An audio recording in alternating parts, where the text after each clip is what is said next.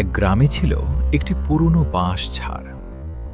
গ্রামের একদম শেষ প্রান্তে পুকুরের পাশে দাঁড়িয়ে থাকা সেই ঝোপটা দিনে ছিল একদম সাধারণ, কিন্তু রাত নামলেই বদলে যেত সবকিছু। মধ্যরাত হলেই সেখান থেকে ভেসে আসতো অদ্ভুত শব্দ, কখনো ফিসফিসানি, কখনো চাপা কান্না, আর কখনো শুকনো পাতার ওপর কারো হাঁটার শব্দ। যেই শুনত তার গায়ের লোম দাঁড়িয়ে যেত।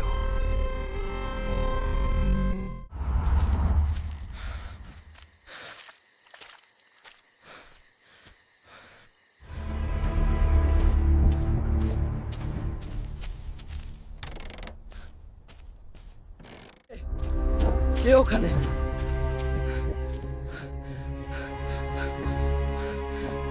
কথা কেউ শোনে না। আমরা এই গ্রামেরই মানুষ ছিলাম।